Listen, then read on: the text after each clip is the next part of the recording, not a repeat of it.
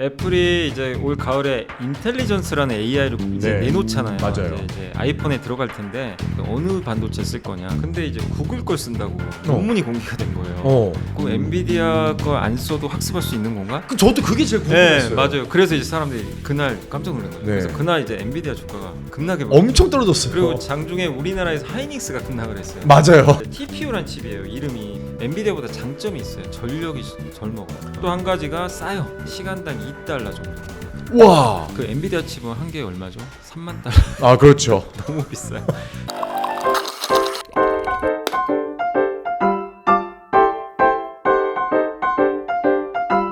매일같이 느껴지는 지식 갈증 경제 살롱에서 지식 한잔 하고 가시죠. 어서 오세요. 진행자 박재민입니다. 오늘은 LS증권의 염승원 이사님 모셔보고 분리분리 염불리한 이야기 들어보겠습니다. 어서 오세요. 네, 안녕하세요. 안녕하십니까.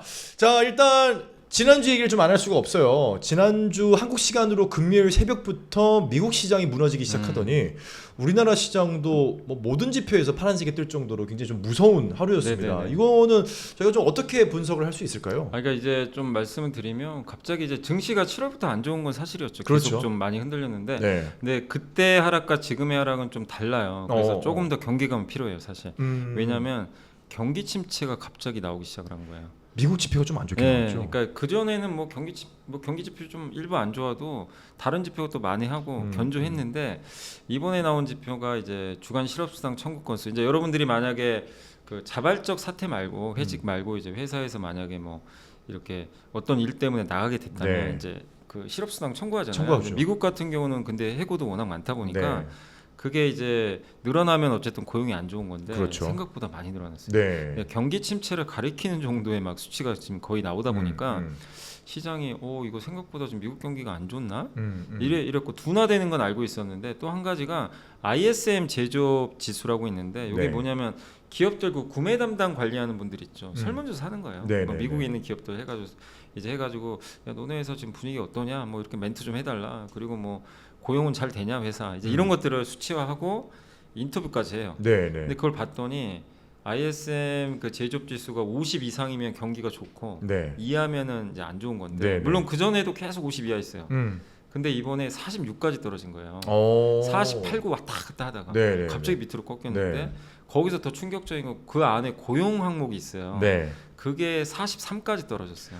고용이 지금 네. 안 좋구나. 그게 어느 정도 수치냐면 이제 감이 안 오실 수 있으니까 2020년 2월에 코로나 터질 때 있죠. 터졌을 때. 최악이었죠. 네, 네. 그때랑 비슷해요. 수치가 오. 그냥 그 정도까지 떨어져 버린 거예요. 그러니까 시장이 놀래버린 거예요. 갑자기 네, 네, 그거 네. 보더니 이거 경기 침체다. 그리고 인터뷰한 걸 봤더니 실제 그 담당자들이 경기 침체 언급을 하기 시작해요. 고용을 줄일 수밖에 없는 것 같습니다. 경기 침체가 올 수도 있을 것 같습니다. 약간 이런 식의 대답을 하다 보니까 네.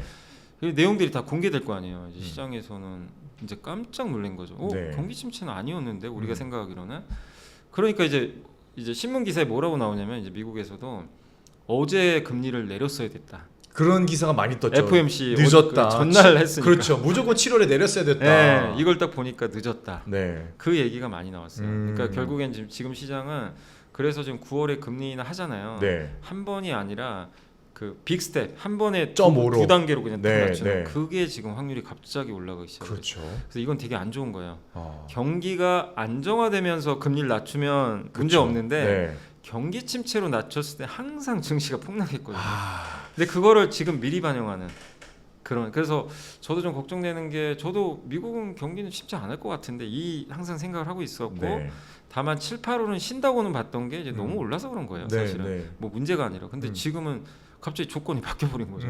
경기가 안 좋네. 네. 그래서 근데 물론 한 번 더 지표들 또 남아 있으니까 그렇죠. 몇 개는 더 봐야 되겠지만 네. 일단 이 두 가지 지표가 침체를 갑자기 가리키다 보니까 시장이 일단은 이제 놀란 한번 건 발작을 맞다. 해버렸다. 네. 이렇게 좀 보실 필요는 있는 것 같아요. 그렇군요. 방금 이사님께서 말씀하신 것처럼 이제 금리를 올리는 이유는 결국 인플레이션을 잡고 이 시장을 좀 안정시키기 위해서 올려놓은 건데 이게 이제 안정이 되면 떨어져야 되는 게 오히려 시장이 침체가 돼서 그거를 낮추기 위해서 급격하게 떨어뜨리는 이런 모양새가 나오면 안 되는데 일단은 두 개의 지표에 대해서 시장이 굉장히 좀 놀란 반응을 일으켰고 이게 과연 지속될지 아니면 지난주에 있었던 일시적인 영향인지는 저희가 계속해서 올라오는 소식을 전달해 드리도록 하겠습니다.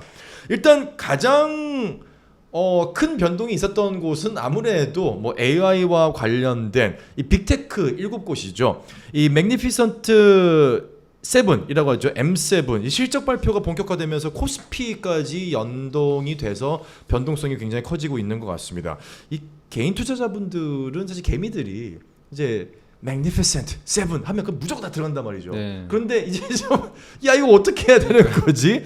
이거 궁금해질 텐데 빅테크 기업들이 흔들리고 있는 거는 이게 이유를 어디서 찾을 수 있을까요? 그러니까 빅테크가 흔들리는 거는 이제 사실 되게 중첩돼 있죠. 네. 첫 번째는 그 이제 너무 올랐기 때문에 자연스러운 조정도 계속 있고, 강조하셨죠. 네, 그것도 하나 있고 네. 그다음에 AI 뭐 그 과잉 투자 너무 투자만 하는 거 아니냐. 근데 이제 돈 언제 벌래? 실적은 안 네, 나오고. 그러니까 거기에 대한 약간의 이제 의문 보호들도 네. 있고 또 거기에 금리 인하를 하다 보니까 금리 인하하면 결국엔 나중에 경기가 좋아질 거거든요. 그러니까 시장에서는 이제 중소형주 좀 보자.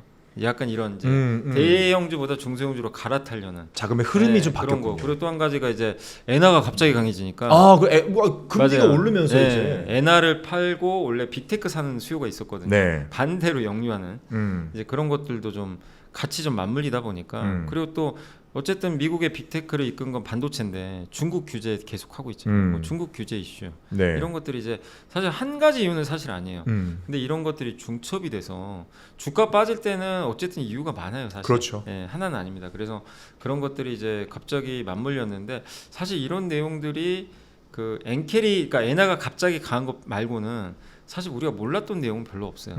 다 어느 정도 인지하고 있는 내용인데 그렇죠. 어쨌든 이제 울고 싶은데 좀 빤맞은 네. 약간 그런 흐름도 저는 좀 나오지 않았나 이렇게 좀 생각하고 있습니다. 근데 좀 그런 궁금함도 들어요. 이 AI 투자 아까 말씀하셨지만 기업들이 AI 투자를 굉장히 많이 하고 있는데 최근에는 야 투자 너무 많이 하는 거 아니야? 그냥 과잉 투자가 일어나고 있는 거 아닌가에 대한 좀 의문 부호가 붙고 있다는 거죠. 이 과잉 투자 논란이 이어지는 이유 그리고 기업들은 꾸준히 AI에 투자하는 이유 이건 또 어디서 찾을 수 있을까요? 그러니까 이거를 이제 신문 기사 보면 되게 요즘에 그 찬반 논쟁이 되게 뜨거워요. 그래서 네. 이제 이것도 신문에 나왔던 건데 미국에서 실제 이제 논쟁입니다. 그래서 자료를 보시면 이코노미스트지에서도 시가총액이 2조 달러나 증가한 기업들이잖아요. 네, 근데 네. 올해 AI 관련 매출은 겨우 수백억 달러에 불과하다. 이렇게 지금 이제 그 얘기가 좀 나온 거죠. 네. 겨우 수백억 달러인데 어떻게 시총이 2조 달러나 늘어났냐. 아. 그러니까 이거 숫자가 안 맞는다. 너무 올랐다. 네, 거품이 좀 있다. 네, 그리고 이제 골드만삭스의 한 애널리스트도 이게 말이 안 된다는 거예요. 보통의 기술은 그 비싼 기술을 싼 게 대체하잖아요. 네. 그죠? 사람 당연히 이제 효율을 찾아야 되니까. 그렇죠. 근데 AI는 반대래요. 비싸다. AI는 비싼데 네.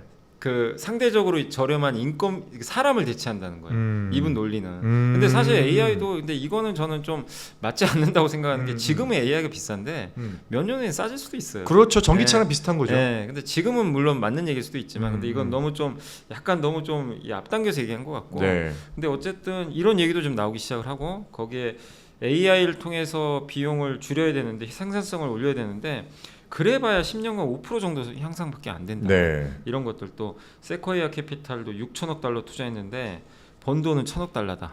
나머지 5천억 달러는 누가 메꿀 거냐. 하하. 그러니까 이런 것들이 계속 이제 나오다 보니까 시장은 좀 이런 부분은 부담스러워하고 있고 그다음에 이 오른쪽에 보면 어쨌든 이게 오픈 AI의 올해 매출 전망이래요. 네. 예상인데 35억, 45억인데 비용이 85억 달러예요. 아. 아직 적자죠. 돈을 아직은 벌 수가 없는 거예요. 아직은. 네. 그다음에 구글, 메타의 CEO도 뭐라 그랬죠? 과소 투자보다 과잉 투자가 낫다. 네. 돈 안 돼도 어쩔 수 없다. 우리는 투자해야 된다. 여기서 그렇죠, 멈추면 그렇죠. 도태된다. 그렇지. 네. 멈출 수가 없지. 네. 그러니까 이제 그래서 걱정하는 거예요. 네. 저러다 버블 터지면 어떡할까? 그렇죠. 네. 뭔가 다 같이 죽는 이제 치킨 게임이 네. 되는 거죠. 그리고 이제 왼쪽에 보시면 이게 대형주에 들어간 돈이고 밑에는 중소형주. 뭐 압도적이죠. 너무 네, 좋았죠. 네. 이런 것도 하나의 원인인 것 같고 그다음에 AI로 지금 어쨌든 돈 번 기업은 여기 있어요. 인프라 구축한 회사, 뭐 반도체 회사나 클라우드 회사. 근데 요 밑에 있는 회사들이 돈 벌어 달라는 거예요. 애플, 뭐 마이크로소프트나 뭐 오픈 AI, 메타가 야 너네 엔비디아 칩 구매해서 네. 돈 벌어. 근데 왜 안 벌 거야? 이제 이거에 대해서 증명을 해달라는 건데 네. 확실히 증명하기 좀 어렵다 보니까. 그래서 이게 좀 가장 큰 지금 논쟁거리다. 그렇군요. 네, 이렇게 보시면 될 것 같아요. 일단 투자만 살펴봤을 때는 좀 떠오르는 기업들이 있네요. 예전에 테슬라가 그랬고요. 네. 예전에 뭐 쿠팡도 그랬고 일단 이제 매몰 비용이 많이 들어감에도 불구하고 여기서 내가 멈추는 순간 이 주도권을 잃기 때문에 어쩔 수 없이 계속해서 밀고 나가는 결국은 지금 뭐 대단한 기업들로 성장을 했지만 그런 모양새가 아닐까 하는 생각이 들기도 합니다. 근데 사실 이런 AI주의 뭐 주자별로 종목별로 보면 뭐 여러 가지 종목들이 있겠지만 사실 엔비디아를 빼놓을 수가 없잖아요. 네네. 근데 엔비디아가 지난주에 정말 힘들었던 게 한번 급락했다가 또 확 올랐다가 또 그 다음날 금요일에 또 급락하고 근데 이 과정에서 제가 기사를 검색해 보니까 애플이 구글을 택했다. 네. 이런 기사가 떴거든요. 맞아요. 이거 한번 자세하게 설명을 좀 부탁드리겠습니다. 그러니까 애플이 이제 올 가을에 인텔리전스라는 AI를 이제 네. 내놓잖아요. 맞아요. 이제 아이폰에 들어갈 텐데 이제 그걸 하려면은 어쨌든 AI 뭔가 소프트웨어가 있어야 되는데 네. 그걸 학습을 시켜야 되거든요. 네. 근데 그 학습을 할 때 도대체 어느 반도체 쓸 거냐. 근데 근데 대부분 다 엔비디아 아니야 학습은? 그렇죠. 예, 뭐 추론은 이제 뭐 다른 걸 쓸 수 있다 하더라도 인공지능이 학습하는 거는 엔비디아 걸 따라올 게 없어요 사실. 네. 근데 이제 구글 걸 쓴다고 논문이 공개가 된 거예요. 이제 그러니까 이게 뭐지? 그럼 엔비디아 걸 안 써도 학습할 수 있는 건가? 저도 그게 제일 궁금했어요. 네, 맞아요. 그래서 이제 사람들이 그날 깜짝 놀란 거죠. 네. 그래서 그날 이제 엔비디아 주가가 급락해 버렸어요. 엄청 떨어졌어요. 그리고 장중에 우리나라에서 하이닉스가 급락을 했어요. 맞아요. 네, 왜냐면 이게 엔비디아 공급을 하니까. 그렇죠. 그리고 그 쓰는 게 뭐냐면 이거죠. 이제 TPU란 칩이에요. 이름이 구글 칩이 네. 이게 텐서 프로세서 유닛이라고 네, 하더라고요. 네. 이름이죠. 이제 구글의 칩인데 근데 이게 뭐냐면 인공지능만 하는 칩이에요. 특화된. 근데 GPU 엔비디아 GPU는 인공지능에 특화된 칩은 아니에요. 네네네. 여러 개를 다 할 수가 있어요. 네, 뭐 그렇죠. 별걸 다 해요. 근데 워낙 성능이 좋으니까 쓰는 건데 음. TPU는 말 그대로 인공지능만 할 수가 있어요. 아 구글에서도 칩을 만들었군요. 네, 이미 만들었어요. 근데 어. 이거를 쓴다고 하니까 사람들이 야, 학습할 때 저거 성능 떨어지지 않을까?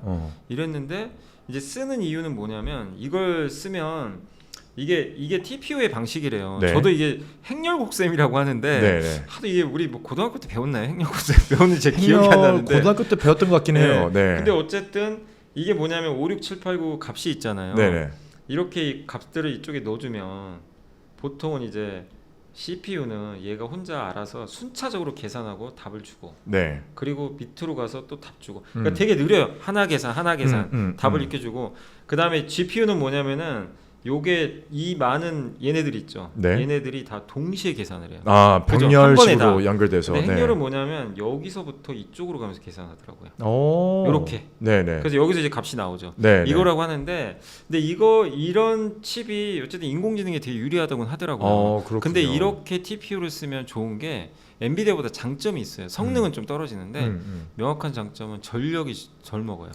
전력을 그러네. 적게 먹어요. GPU는 어쨌거나 모든 동시에 구간이 돌려버리네. 다 동시에 네. 돌리게 되는데 저렇게 여기는 TPU 조금, 같은 경우는 네. 행으로 가니까. 예, 그리고 또 한 가지가 싸요.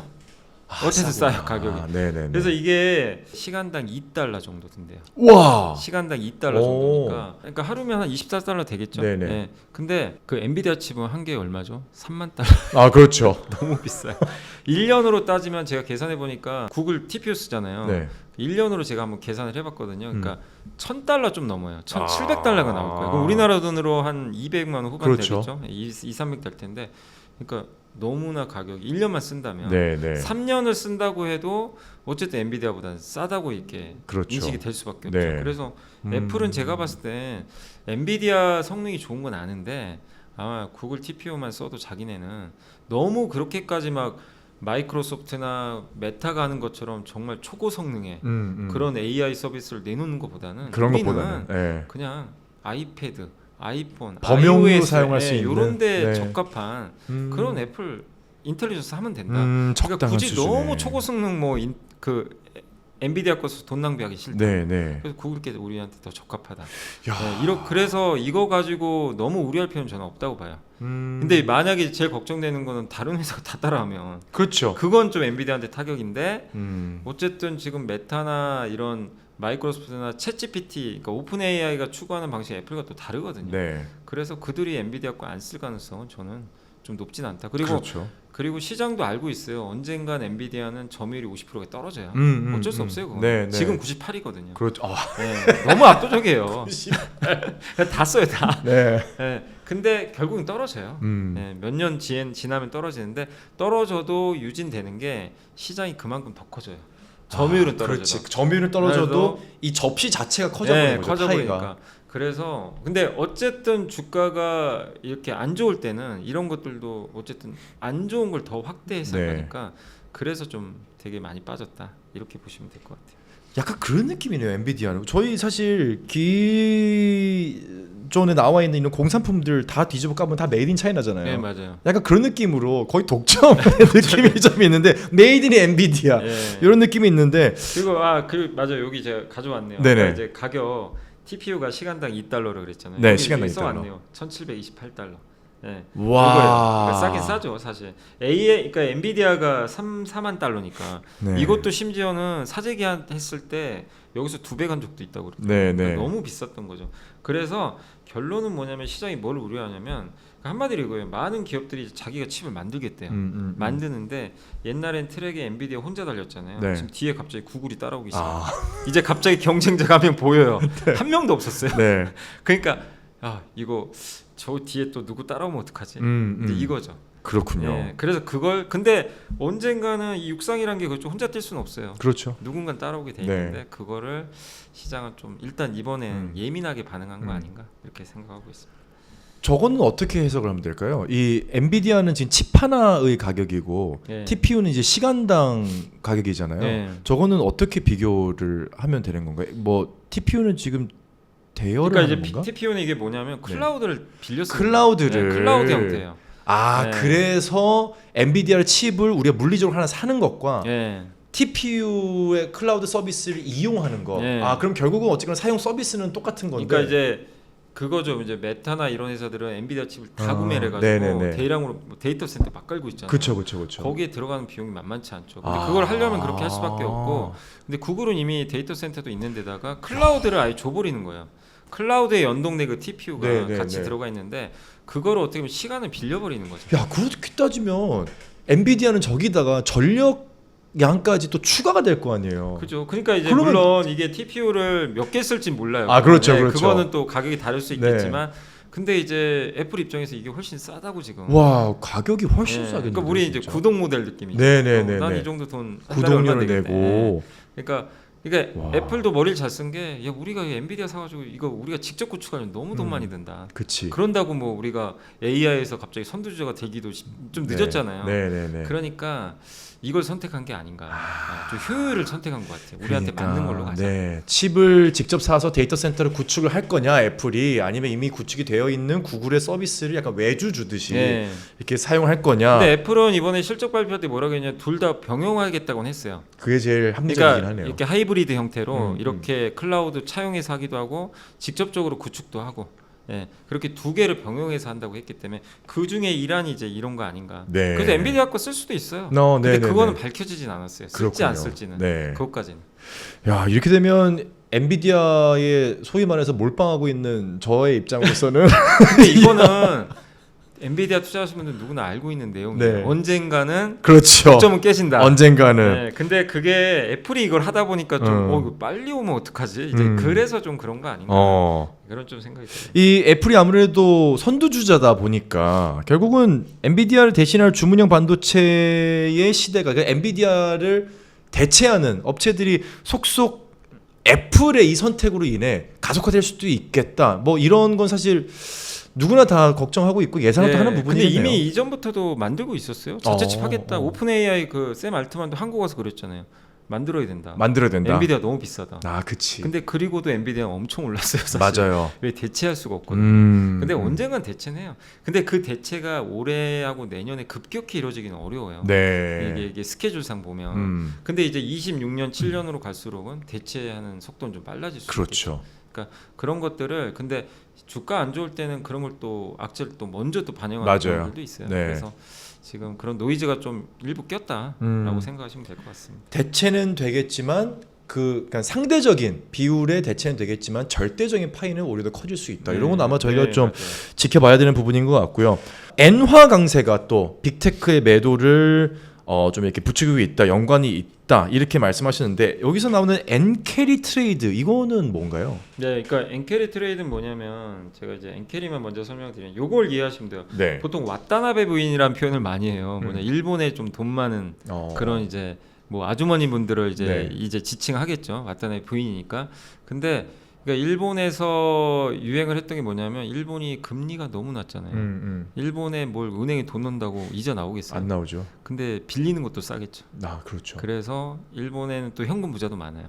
이 돈을 가지고 해외로 간 거죠. 아. 야 미국에 달러 투자하자, 네네. 막 금 투자하자 이런 게 사실은 예전부터 있었어요. 굉장히 많았는데 그 엔캐리 트레이드를 제가 이게 그림을 한번 그려봤는데 한번 설명드리면 네. 왼쪽에 이 부인이 지금 엔화도 너무 낮고 금리도 낮으니까 자기 돈 엔화 가치도 많이 떨어져 있죠. 네. 근데 저금리니까 생각해 보니까 저기 미국의 빅테크는 너무 좋아 보여요. 계속 올라가고. 예, 거기는 근데 그리고 빅테크 안 하더라도 미국의 채권만 사도 네. 금리차가 얼마예요. 음. 훨씬 유리하다 보니까 이제 그런 생각한 거죠. 야 일본 엔화 갖지 말고 차라리 빌려서라도 일본 엔화를 일단 빌리자. 그치. 내 돈까지 더하자. 그래서 네. 차입하고 현금한 다음에 엔화를 이건 왓다나베 부인이 하기 어렵겠지만 투기 세력들도 있을 거 아니에요. 같이 껴있을 수 엔화가 있죠. 안 좋고 엔화 가치 더 떨어질 거야. 네. 그래서 엔화를 공매도 쳐버려. 네. 그래서 그 돈으로 뭐를 하냐면 반대편에 있는 다른 자산을 산 거예요. 아 그렇지. 그래서 빅테크 사고 뭐 여기 엔비디아 사고 구글 사고 금도 산 거예요. 네네. 비트코인도 샀을 수도 있어요. 더 나은 걸로 갈아타자. 네. 그래서 이렇게 되면 어떻게 되죠? 엔화 가치는 더 떨어질 수도 있죠. 네, 엔화 네. 팔고 이걸 사니까. 그렇죠. 네. 그게 계속 이어졌어요. 음. 그래서 이거를 주식과 채권을 둘 다 이걸 그러니까 일본인들이 갖고 있는 해외 자산을 주식과 채권으로 했더니 한 2조씩 된 2조 달러씩. 2조 달러요? 네, 그럼 거의 한 5천조 되죠. 네. 엄청나게 많아요. 그 걱정하는 거예요. 이게 이렇게 많은 돈이 많이 영유해 버리면. 그렇지. 네. 그래서 이제 근데 그런 일은 잘 발생은 안 했어요 네. 그동안. 근데 어쨌든 이런 상황인데 이제 갑자기 이제 왜 갑자기 엔캐리 트레이드 때문에 빅테크가 빠졌는지 설명해드리면 이 왓다나베 부인이 이제 이 생각이 든 거죠. 엔화가 갑자기 강해진 거예요. 그렇지. 트럼프가 그렇죠. 갑자기 당선된다고 하고 네. 엔화 올려라, 달러는 약해져야 된다. 자꾸 음. 그 얘기를 하고 있고 그 다음에 일본이 이제 금리를 올릴 수도 있다. 음. 막 이런 얘기 계속 나오고 하다 보니까 그리고 미국이 이제 금리를 낮출 일밖에 없으니까 엔화가 더 약해지기가 힘들었던 거예요. 근데 갑자기 이제 엔화가 이렇게 확 꺾여 버리는 거죠. 그러니까 이제 무슨 일이 발생하냐면 바꾸자. 그렇지. 이제 엔화가 강해진대. 그러면 빅테크도 너무 올랐겠다. 네. 팔자. 차익 실현도 좀 했고. 그러니까 이게 역류라 그래요. 완전 반대로 이제 그렇구나. 이게 공식이 바뀌어 버리니까 야 그렇게 되는 거구나. 이걸 팔고 엔화를 이제 사버리는 거예요. 네. 매도가 아니라. 그러니까 어떻게 되면 빅테크는 억울하게 빠져버리는 거죠. 예, 이런 부분 때문에. 근데 이게 다는 아니고 이런 일들이 발생했는데, 근데 옛날에도 한 번씩 있었지만 왜 그러면 이번에 이런 게 더 심했냐면 빅테크가 너무 많이 오른 것도 하나의 원인이고요. 일본이 이번에 금리 인상을 어쨌든 했는데 앞으로 계속 올릴 가능성이 높다. 한 번만 올리는 게 아니라 일본인들의 지금 머릿속에 이렇게 바뀌었대요. 이제는 물가 오르는 것 같다. 일본 사람들은 머릿속에 항상 우리나라 물가는 안 오릅니다. 그렇죠. 제 임금도 절대 안 오릅니다. 그렇죠. 이 생각을 하고 몇십 년 동안. 그러고 살았는데 네. 최근에 인터뷰를 해보니까 바뀌어버린 거예요. 오. 그럼 어떻게 해요? 중앙은행 입장에서는 인플레이션을 대비해야 될 거 아니에요. 그렇죠. 그러면 언제까지 금리 계속 저러고 마이너스에 가 있을 거예요. 그럼요. 올려야 되거든요. 어느 정도 이제 좀 네. 약간 눌러야 되는 거죠. 네, 그러다 보니까 엔캐리 트레이, 그러니까 사람들이 이제 이 투기 세력 입장에서도 야 엔화 강세가 일시적이지 않을 것 같다. 좀 황급히 정리하는. 실제로 엔화 선물 그 매도 아까 공매도 있죠. 포지션이 네. 갑자기 확 줄어버렸어요. 네. 매도 친 게 이런 부분들 때문에. 그래서 그럼 결국은 빅테크를 팔고 엔화를 사는 이제 반대로 가는 흐름이 나와버린 거죠. 그런데 그 물량의 크기가 몇 조 달러. 그러니까 이게 들어가 있다고 하니. 일부겠죠 아직은. 그렇죠, 네, 그렇죠. 다 그런 건 아니고. 근데 이 일부만 해도 지금 영향을 좀 일부 주니까 시장이 네. 흔들릴 정도라면 네. 그래서 이게 어쨌든 조금 빠진 이유를 좀 설명드린 거예요. 빅테크가 빠진 이유 중에 하나가 요런 이제 그래서 여러분들이 투자하시는 분들도 이 엔캐리 트레이드의 구조는 이해하시면 좋아요. 네. 엔화가 강할 때 왜 이게 엔화 강한데 왜 주식시장이 안 좋다고 자꾸 얘기를 하지? 이런 부분이에요. 엔화가 강해지면 외국에 투자했던 자산을 팔고 엔화로 바꿔버리니까 그 나라 주식이 빠져버릴 수도 있는 거죠. 약간 이제 그런 느낌인데, 네. 근데 아직은 엔캐리 트레이드는 시작한 게 아니에요. 네. 시작한 건 아니고 이 엔화 매도 쳤던 세력이 이번에 좀 큰 손해를 본 거죠. 엔화가 빠져야 더 이익을 보는데. 그렇죠. 예. 근데 어쨌든 반대방이 나왔기 때문에. 어쨌든 공매도가 껴있다 보니까 맞아요. 그런 건데 확실히 이 뭐 기축 통화까지는 아니지만 전 세계적으로 가장 많이 쓰이는 통화 중에 하나가 뭐 달러, 유로, 그다음에 이제 또 일본의 엔화잖아요. 엔화도 기축 통화죠 사실은. 그렇죠. 사실 이렇게 저희가 왜 환전소 가면 딱 나와 있는 환율표에 보면 엔화가 딱 있지 않습니까? 네. 우리나라 원화도 있으면 좋은데 네. 안타깝게 우리는 기축 통화가 아직이 아니죠. 아니라서. 근데 그런 거 보면 야 엔화의 금리 변화가 이렇게 한국에까지 이렇게 영향을 줄 수 있구나 근데 이제 생각을 갖게 엔화가 되네요. 강할 때 우리 한국 증시가 사실 좀 좋았긴 좋죠. 했어요. 왜냐면 네. 상대적으로 일본이 약해져요. 그러면. 네네 엔화 맞아요. 강할 때. 맞아요. 그래서 우리나라한테는 좀 사실 엔화 강세 기조가 나쁘진 않습니다. 네. 사실. 여기다가 지금 어쨌거나 저희가 오늘 맥니피선트 7 이 빅테크 기업들을 얘기를 하고 있는데 저희가 서두에도 말씀드렸지만 이제 실적 발표가 계속 이어지고 있는 한창 시즌입니다. 실적에서는 좀 어떤 얘기들이 있었나요? 이 AI 쪽 힘이 계속해서 이어지는 건가요? 근데 실적만 보면요, AI 괜찮은데 이 생각을 할 수밖에 없어요. 그래요? 왜냐하면 마이크로소프트도 뭐라 그랬냐면 이게 시장 걱정 그거예요. 너네 네. 언제까지 투자만 할래? 그렇죠. 돈 언제 벌 거야? 근데 아니 좀 인내 좀 해달라. 투자해야 된다. 아까 재민 씨가 얘기했잖아요. 테슬라도 죽음의 계곡을 넘은 적이 있어요. 그렇죠. 그때 부도난다 그랬어요. 진짜 부도 진짜, 난다고 네, 했어요. 다 그랬어요. 네. 2018년 저도 기억나요. 맞아요. 그래서 누구도 사기가 어려웠어요. 그럼요. 왜냐하면 재무제표 보면 이제 기겁을 합니다. 진짜. 진짜 말도 안 됐어. 네. 수익이 아예 없어. 차가 팔리지도 않고. 근데도 밀어붙여 버렸잖아요. 그렇죠. 이게 지금 똑같은 거죠. 돈 안 돼도. 근데 왜냐하면 전기차가 온다고 굳건히 믿었기 때문에. 네. 근데 그 누구도 전기차에 뛰어들질 않았어요. 그때는. 근데 진짜로 어떻게 됐죠? 주가 몇십 배 갔죠. 그렇죠. 네. 근데 물론 이거랑 똑같다는 얘기를 하는 게 아니라 지금의 CEO들도 똑같은 생각이에요. AI를 내가 만약에 여기서 남보다, 예를 들면 메타 CEO가 마이크로보다 좀 늦춰버렸어요. 몇 년 후에는 이게 큰 문제가 생길 수도 있다는 거예요. 내가 여기서 늦췄는데 네. 마이크로소프트는 계속했어요. 네. 몇 년 후에 AI가 대중화됐어요. 메타는 열매 못 먹을 수도 있어요. 이제 주도권 뺏겨버린 거예요. 네. 사실 뭐 지금 플랫폼 시대는 1등만이 존재하는 거예요. 2등도 없어요. 사실 아시잖아요. 그렇구나. 2등도 없죠. 그렇죠. 카카오톡 말고 뭐가 살아남았죠? 없죠. 없어요. 2등은 네. 그 2등, 3등 다 똑같아요. 네. 그러니까 이제 약간 그런 식의 위협을 느끼다 보니까 그래서 지금 CEO들도 실적 발표에서 똑같이 얘기를 했어요. 우리는 어쨌든 자본 지출할 거다. 근데 마이크로소프트가 좀 좋은 얘기 해줬던 게 우리는 또 한 가지 더 붙였어요. 긍정론. 수요가 있을 때만 투자한다. 그러니까 지금 우리가 투자하는 건 수요가 있기 때문이다. 네. 이렇게 아예 언급을 했고 빈 시장은 아니다. 네, 빈 시장이 절대 아니다. 그리고 메타도 용량을 구축하는 위험을 우린 감수해야 된다. 늘려야 된다. 네. 이렇게 얘기를 했고 그 다음에 이번에 삼성전자도 엔비디아에 공급한다고 얘기는 안 했는데 공급할 거라는 걸 우회적으로 암시하는 발표를 했어요. 계속 뭐가 좀 있어요. 있어요. 네, 의심되는 뭐냐면, 그런 발언들이 있어요. 뭐냐면 HBM3가 엔비디아 이제 최신 제품에 들어가요. 네. 요게 비중이 3분기엔 10%인데 4분기에 60%까지 들어갈 거래요. 그러니까 확실하네. 거의 확신을 하는 것 같아요. 네. 삼성전자는. 그 얘기는 뭐죠? 엔비디아 공급한다는 얘기예요. 그러면 엔비디아 수요 없는데 이게 들어가겠습니까? 그렇죠. 그러면 이것도 AI 반도체 수요는 여전히 있다. 저는 그런 기사도 봤어요. 네. 9만 전자는 넘어서 12만 전자를 간다. 네. 이런 기사도 봤어요. 근데 좀 저는. 안타깝게 금요일 날 장이 안 쳐가지고 다시 또 이거 8만 전자 깨질 것 같은데. 네. 근데 어쨌든 그거는 뭐 주가는 어쩔 수 없지만 우리는 이런 데이터를 보잖아요. 그렇죠. 데이터를 봤을 때는 전혀 지금 실적만 보면 오히려 막 긍정적인 멘트들을 자꾸만 더 지금 이 기업들이 좀 해주다 보니까 그래서 괜찮고 또 한 가지가 그 마이크로소프트는 한 술 더 떠가지고 AI로 돈 버는 거 내가 보여줄까? 네. 약간 이런 느낌인 게 마이크로소프트가 이거 보이세요? 투자한 거 지출 이걸 자본 지출이라고 하는데 네. 이거를 지금 작년보다 78%나 증가시켰고 그냥 거의 역대급인데 네. 여기서 더 하겠다는 거예요. 이거 줄이는 게 아니라 그리고 AI로 돈 버는 거 증명해줘 했더니 답을 좀 줬어요. 예전에 코파일럿 네. 비행기 그 부조종사 있잖아요. 그거 마이크로소프트의 코파일럿이라는 제품이 나왔는데 네. 우리 엑셀이나 파워포인트 여러분 하실 때 혼자 하시잖아요. 근데 할 때 좀 답답할 때 있죠. 어려워요. 네, 그럼 누가 옆에서 도와주면 좋죠. 그렇죠. 그게 코파일럿이죠. 아. AI가 대신 도와주는 거. 네. 이거를 적용을 했더니 사용자가 2배 늘었대요. 오. 실제 이걸 발표를 한 거예요. 사용자 2배가 늘었다고? 네. 그래서 시장이 그래서 이거 얘기한 날 엔비디아 주가 날라갔죠. 12% 오른 날이 그날이에요. 그날은. 그날이었구나. 그러니까 이제 의심이 좀 해소됐어요. 실적이 난다. 그러니까 이제 근데 이것도 지금 코파일럿도 그렇고 많은 서비스 있는데 계속 증명을 이렇게 해주면 네. 의구심은 더 가라앉겠지만 그렇죠. 근데 아직도 확인할 거 많아요 사실. 확인도 해봐야 되니까. 그러니까 지금은 뭐냐면 이런 실적들은 일단 지금 나온 실적만 봤을 때는 약간 우리가 좀 안심을 해도 되는 그런 좀 상황으로 네. 가고 있다.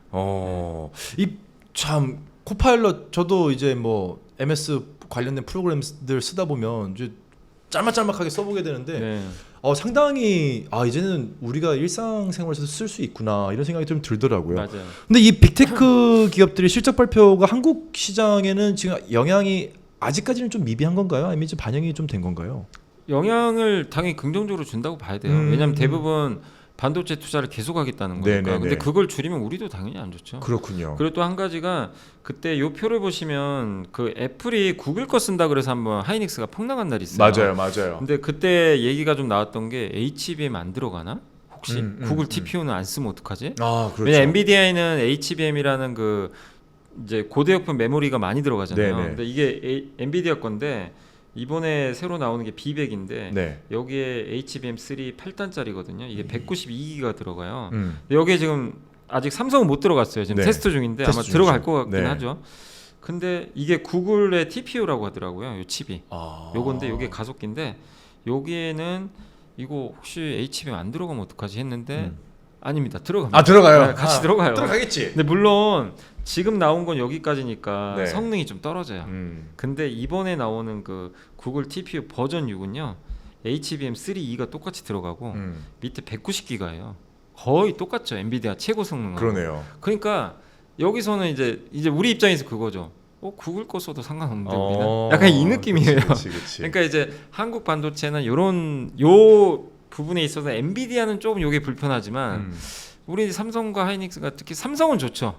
왜냐 하이닉스는 좀 불편한 게 거의 엔비디아에 집중돼 있으니까. 네네. 근데 어쨌든 우리의 HBM은 여기도 들어가기 때문에 한국한테 뭐 나쁘진 않다. 네. 이렇게 봐야 될 것 같아요. 근데 이 빅테크 관련된 이야기를 계속 하다 보면 옛날에도 이런 비슷한 시장을 우리가 경험해 본 적이 있나? 혹은 뭐 이러한 추세나 양상을 경험해 본 적이 있나 하는 좀 궁금함이 문득 들더라고요. 일단 이제 첫 번째가 계속 얘기 나오는 게 버블 아닌가. 그렇죠. 그런 네. 걱정 때문인 거죠. 그래서 이제 여기 그래프 보시면 왼쪽에 이 빨간색이요. 그 시스코 차트입니다. 그 유명한 미국의 시스코. 그 2000년 IT 버블. 대단했죠, 정말 네. 시스코. 그리고 어떻게 됐죠? 망했어요. 사실 그렇죠. 주가만 보면. 네. 근데 그때보다 돈을 더 잘 버는데도 주가 회복이 안 돼요. 야, 너무 버블이 껴가지고 참 신기해. 이렇게 빠졌거든요. 근데 네. 지금 보시면 그 이게 엔비디아랑 이제 비교해 놓은 차트예요. 네네. 엔비디아 요새 급락했잖아요. 네. 엔비디아가 얼마나 많이 올라간지 이게 와, 시스코가 저거밖에 안 올랐는데 우리가 버블이라고 근데 얘기를 이거를 하는데. 이제 약간 이제 비교를 이렇게 하다 보니까 차트상으로 그런데 네. 사실은 시스코가 더 많이 올랐어요. 그래요? 40배 올랐고. 야, 시스코 진짜 5년 많이 만에. 올랐었구나. 근데 엔비디아는 5년 만에 한 29배인가 30배 올랐어요. 야, 그래도 거의 준하게 네. 올랐네요. 근데 그때랑은 다른 게 엔비디아는 그래도 실 왜냐면 버블이라고 안 하는 게 그렇지. 돈을 어마어마하게 벌어요. 음. 그때 시스코는 보다는 월등히 돈을 많이 네. 벌어요. 그러니까 이제 버블까지 안 하는데 근데 시장이 우려하는 건 그거죠. 너무 주가 이렇게 오르다 보니까 네. 버블 걱정을 안 할 수가 없는 그렇죠. 상황으로 좀 갔던 거고. 근데 이제 그걸 떠나서 지금 그 과거에도 이런 일이 있었냐 중간중간 조정이 나와요. 항상 주식시장 요게 보시면 EPS가 주당 순이익이거든요. 네. 이익이 증가하는 국면이면 좋잖아요. 네. 그래도 장은 빠져요. 그래서 미국장도 보시면 S&P 500이 이익이 올라가는 구간에서도 평균적으로 3.5개월 빠지고요. 15% 하락해요. 이게 이상한 게 아니라는 거예요. 근데 이번에 5%밖에 안 빠졌어요. 네. 저점까지. 엔비디아는 평균보다는 더 빠졌어요. 마이너스 26까지. 그러니까 이번에 빠졌던 거 금요일 날 빠진 거 말고요. 지난주 금요일 말고 그 전에 수요일까지 빠졌던 걸 계산해 보면 네. 굉장히 그냥 정상적인 조정이었어요. 그게 이상한 게 아니라. 그래서 저번에 빠졌던 거에 대해서 여러분들이 이제 큰일 났다. 이제 뭔가 무너졌다. 꺾였구나. 예, 네. 그건 아니고 그건 아니다. 과거에도 항상 이런 일들은 네. 많이 오르면 일어난다. 네. 이렇게 보시면 될 것 같습니다. 야, 그러면 엔비디아가 지금 시스코랑 한번 저희가 비교를 해봤는데 지금 이 방금 말씀하신 것처럼 버블이 껴있다라고 하기에는 실질적인 기술도 있고 어쨌거나 많이 팔리고 있고 매출도 있기 때문에 이게 좀 적정 시가총액이라고 판단을 하시나요? 어떠신가요? 근데 저도 이제 제가 이거를 감히 시가총액 제가 계산할 능력은 안 되지만 예전에 이제 몇 달 전이었던 걸 어떤 한 기사가 제가 기억이 났어요. 거기 미국의 한 투자자가 시가총액 계산해 놓은 게 있더라고요. 오. 근데 그걸 좀 제가 갖고 왔는데 네. 어떻게 계산했냐면 글로벌 데이터 센터 시장이 6년간 2조 달러 정도 될 거래요. 네. 6년 동안 앞으로. 이거는 누가 얘기했냐면 젠슨항이 얘기를 한 거예요. 네, 네. 직접. 그런데 그 6년간 2조 달러를 엔비디아가 다 가져가는 건 아니잖아요. 그렇죠. 사실은. 근데 어쨌든 연간 20%씩 성장을 할 거래요. 그래서 2조 달러에 연간 20%면 얼마죠? 4천억 달러 되겠죠. 네. 계산해 보면. 그리고 인프라 투자가 거기에 또 10%가 붙을 거래요. 네. 그러면 요걸 더하면은 얼마죠? 6천억 정도 되는 네. 거죠. 그래서 6천억 달러가 최대 엔비디아가 가져갈 수 있는 수치래요. 연간. 이 정도를 가져갈 수가 있는데 네. 엔비디아가 90% 점유한다 그랬잖아요. 네. 근데 앞으로 50%. 50% 정도. 네. 그래서 50%로 점유율을 가정하고 계산을 했더니 엔비디아가 가져갈 수 있는 몫이 3천억 달러. 3천억 달러. 여기 나오죠. 네, 네, 네. 근데 이거를 매출을 다 이익으로 가져간 게 아니잖아요. 그렇죠. 그래서 이익률이 높으니까 네. 그냥 절반으로 가져간 거예요. 네. 그랬더니 1,500달러. 그렇죠. 여기에다가 우리 흔히 말하는 것처럼 PER 곱하면 적정 주가가 나와요. 아. 몇 배 줄까냐? 10배 줄까? 20배 줄까? 아, 그렇구나. 그랬더니 뭐 엔비디아한테 성장주니까 30배 주자. 네. 그러면 4.5조 달러가 나와요. 오. 근데 만약에 야 성장주는 무슨 성장주냐? 몇 년 후에는 성장 둔화될 텐데. 그렇죠. 20배 줄 수도 20배. 있어요. 20배면 3조 달러예요. 네. 그러니까 이제 저는 계산을 해보니까 그때 당시에 엔비디아 3조 달러 넘을 때였어요. 네. 3조 달러에서 많이 가면 4.5조예요. 네. 아 그럼 여기가 일단은 적정 주가 이 사이가 되겠구나. 네. 이 계산에 의하면. 그럼 그 그때 막 4조 달러 얘기 나온 게 아마 이런 이유도 있었던 것 같아요. 그렇군요. 그러면 저는 그때 생각이 3조 달러 넘었을 때 음. 아 이젠 투자 매력이 별로 없다. 음. 왜냐하면 이미 다 어느 정도 올라온 거잖아요. 네, 네. 그러니까 3조 달러가 아니라 혹시 뭐 2조 달러 중반까지 떨어지면 투자할 만한 가치는 있겠다. 왜냐면 2조 달러에 중반에만 사도 4.5조 가면요. 그렇죠. 큰 수익이에요. 2배. 근데 3조 달러에서 4조면 30%밖에 안 돼요. 네, 수익률이. 네, 네. 이제 그렇게 본 거죠. 그래서 이런 계산이면 주가가 급나갈수록 오히려 매력은 있어요. 그죠? 이렇게 되는 거죠. 그렇죠. 그러니까 이거는 하나의 계산이니까 이게 절대치라고 생각은 하시면 안 네. 되고 가정은 항상 그렇죠. 같아요. 하나의 가정이죠. 근데 우리가 그래도 엔비디아 적정 주가 계산하는 방식 중에 좀 합리적인 부분은 이런 것도 계산할 수 있으니까 그렇게 보면 3조에서 4조 달러니까 만약에 엔비디아가 정말 많이 빠져가지고 2조 달러 중반이나 그 밑으로 간다면 네. 이거는 도망갈 게 아니라 또 기회가 될 수도 있는 거죠. 네. 이렇게 그러니까 이런 정도의 숫자를 좀 머릿속에 넣어놓으시면 네. 이 위에서 좀 물려 계신 분들도 아 나 어떻게 대응을 해야 되겠다. 그럼 만약에 내가 3.3조 달러에 물려 있어요. 네. 시총 그때 너무 비쌀 때 샀으면 네. 그럼 이제 그 정도 왔을 땐 좀 줄이는 것도 하나의 방법이 될 거고 그렇군요. 만약에 2.5조 달러 왔을 때는 너무 도망갈 필요는 없다. 네. 그리고 여기도 있지만 낸시 펠로시 이분이 되게 잘하나 봐요 주식 투자를. 근데 미국 전 그렇군요. 하원이었는데 엔비디아 주식을 만주 샀다고 하더라고요. 야. 과감하게. 근데 올 초에 엔비디아 콜옵션 사가지고 콜옵션은 주가 오르면 수익 나는 파생 상품인데 그렇군요. 19억 벌었대요. 잘 배팅 잘해가지고. 근데 우리로서는 정치인이 이렇게 하면 큰일 나죠. 오, 그렇죠. 뭐 우리나라 좀 여론이 안 사회 좋죠. 통념상 네, 통념상. 안 좋은데. 미국은 좀 그런 게 없는 거 아, 같아요. 확실히 자본주의 네. 위에 세워진 국가다 보니까. 네, 근데 아무튼 이제 이것도 좀 화제가 되긴 했어요. 네. 당시에. 그래서 아무튼 엔비디아도 저도 사실 어떻게 될지는 주가는 정말 어렵지만 어쨌든 이런 과정 하에서도 그 3조 달러가 사실 좀 아주 비싼 건 아니다. 네. 이렇게 좀 볼 필요는 있는 것 같아요. 그렇군요. 야, 오늘 엔비디아를 필두로 한 맥니피선트 7, 이 빅테크 기업들에 관한 이야기를 이래저래 한번 나눠봤습니다. 그럼에도 불구하고 항상 강조하시는 결국 AI는 갈 수밖에 없다.